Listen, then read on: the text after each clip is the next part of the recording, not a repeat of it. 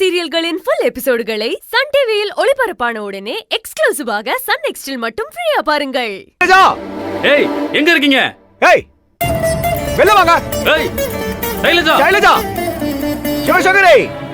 ஏய் டேய் என்னடா என்னடா என்ன எதுக்குடா இப்படி சத்தம் போட்டுட்டு இருக்கீங்க? என்ன இவளை வச்சு போன்ல மிரட்டினா நான் என்ன பயந்துருவேன் நினைச்சியா? ஆமா நான் தான் மிரட்டினேன். அதுக்கு என்ன இப்போ? நீங்க எதுக்கு அருவிக்கும் புகழுக்கு இடையில நுழைஞ்சு பிரிக்க பாக்குறீங்க? அவங்களுக்குள்ள எப்படியோ போகட்டும்னு ஒதுங்கி இருக்காம அருவிய டைவர்ஸ் பண்ண ஐடியா கொடுத்தது நீங்க தானே. நீங்க பண்றதெல்லாம் பார்த்துட்டு சும்மா இருப்பாங்களா? அதனால தானே போன் பண்ணி மிரட்டினேன். இப்பவும் சொல்றேன், அருவி வாழ்க்கையை கெடுக்கணும்னு நினைச்சா நான் சும்மாவே இருக்க மாட்டேன், சொல்லிட்டேன். ஏய் என்னடி போன்ல தான் திமிரா பேசணும்னு பார்த்தா நேர்லி ஓவரா பேசிட்டு இருக்க. அவ்வளவு தைரியம் வந்துருச்சுல. ஏய் அருவி விஷயத்துல அப்படி தாண்டி பேசுவோம். என்னடி பண்ண முடியும் உன்னால? டேய் இங்க பாரு, சைலஜா ஏதோ அருவி மேல இருக்கிற அக்கறையில போன் பண்ணி பேசிட்டா. அதுக்காக வீடேறி சண்டைக்கு வருவீங்களாடா? முதல்ல இந்த வீட்டை விட்டு கிளம்புங்க. போதும் நிறுத்துறி. அவளை வச்சு பேச வச்சது இல்லாம இப்ப எதுவும் தெரியாத மாதிரி டிராமா பண்ணிட்டு இருக்கியா? நீ இருக்கிற தைரியத்தில் தானே இவ ஆடிக்கிட்டு இருக்கா. இவ பின்னாடி நின்னுகிட்டு என்ன வேணா பண்ணலாம் நினைக்காத. உன்னை என்ன பண்றேன்னு பாருடி. இன்னைக்கு கொல்லாம விட மாட்டேன். கையால் தாண்டி உனக்கு சாவு. என்ன மிரட்டுறியா? உனக்கு என்ன தைரியம்? உன்னை சாவடிக்க விட மாட்டேன்டா.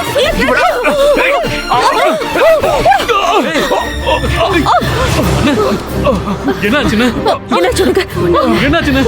ஒண்ணு இல்லடா, ஒண்ணு இல்ல. ஏய் எவ்வளவு தைரியம் இருந்தா ஏன் அண்ணன் மேல கை வச்சிருப்ப? உன்ன என்னடா என்ன இந்த பழைய சிவசங்கரை பார்க்க நினைக்கிறீங்களா? இப்ப வரைக்கும் நான் அருவியோட அம்மாவா தான் இருக்கேன். அதனாலதான் உங்ககிட்ட எல்லாம் பொறுமையா பேசிட்டு இருக்கேன். இல்லன்னா நீங்க இங்க இருந்து உயிரோடவே போக முடியாதுடா. ஏய் உன்னை பொம்பளை ஆச்சுன்னு பாக்குறேன். என் மேல கைய வச்சதுக்கு உன்னை கண்டந்துடமா வெட்டிருப்பேன்டி. வெட்டா பாக்கலாம், வெட்டா வெட்டுவண்டி. இங்க பார், என் பொண்ணு என்ன அமைதியா இருக்க சொல்லிட்டு போயிருக்கா. இப்ப வரைக்கும் அவ பேச்சுக்கு நான் கட்டுப்பட்டு அமைதியா போயிட்டு இருக்கேன். தேவையில்லாம என் கோபத்தை சீண்டி பாக்காதீங்க. இங்க பார், நான் ஏற்கனவே என் புருஷனை பறி கொடுத்த வேதனையில இருக்கேன். செய்யாத குற்றத்துக்காக நான் தண்டனை அனுபவிச்ச கோபத்துல இருக்கேன். எதுக்குடா என்ன தேவையில்லாம சீன்றீங்க? இன்னொரு தடவை என் வீட்டுக்குள்ள வந்து பிரச்சனை பண்ணா இதுக்கு மேல நான் சும்மாவே விட மாட்டேன். சைலஜா யாரும் இல்லாதவன் நினைச்சிடாதீங்க. நான் இருக்கேன் அவளுக்கு. இனிமே அவ மேல கை வைக்கணும்னு நினைச்சா நான் பாத்துக்கிட்டு சும்மாவே இருக்க மாட்டேன். அவளும் என் பொண்ணு மாதிரிதான். எக்காரணத்தை கொண்டு அவளையும் நான் விட்டு கொடுக்க மாட்டேன்.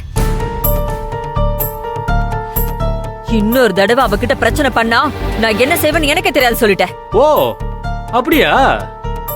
அதே மாதிரி நான் சொல்றதையும் கேட்டுக்கோ. இனிமே இவ என் அண்ணனுக்கு போன் பண்ணி மிரட்டினா நாங்களும் பாத்துக்கிட்டு சும்மா இருக்க மாட்டோம். உங்களால ஒண்ணு பண்ண முடியாது, போகடா. ஏய் அருவியை கைக்குள்ள போட்டுக்கிட்டு எங்க குடும்பத்தை பிரிச்சதும் இல்லாம என் தம்பி புகழோட வாழ்க்கையும் கெடுத்துட்டல்ல. ஏய் சிவசங்கரி, நீ பண்றதெல்லாம் பாத்துக்கிட்டு நாங்க சும்மா இருப்போம் மட்டும் நினைக்காத. இதுக்கெல்லாம் கண்டிப்பா ஒரு நாள் நாங்க முடிவு கட்டி தீருவோண்டி. டேய் அருவி என்னோட பொண்ணுடா. அவ வாழ்க்கையை நான் எதுக்குடா கெடுக்கணும்? அருவி உங்க சொந்த தாய் மாமன் பொண்ணுனா நீங்க எவனும் நம்ப மாட்டேங்கிறீங்க. உங்களுக்கு கொஞ்சம் கூட அறிவுங்கிறதே கிடையாதா? போய் போய் அந்த நாராயணமூர்த்தி பேச்சு கேட்டுட்டு வீணா போய் தொலைஞ்சிடாதீங்கடா. உங்களெல்லாம் அப்புறம் ஒடிச்சு திருத்த வேண்டியதா இருக்கும். பாக்கலாம் அதையும். ஏய் போது நிறுத்து. என்ன விட்டா ஓவரா பேசிக்கிட்டு இருக்க?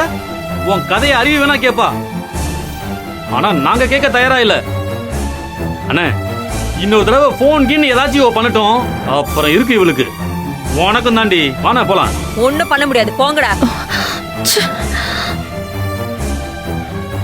சைலஜா அம்மா ஏதாவது ஆயிடுச்சா? சைலஜா இல்லம்மா, ஒண்ணும் இல்ல, ஒண்ணும் ஆகல எனக்கு.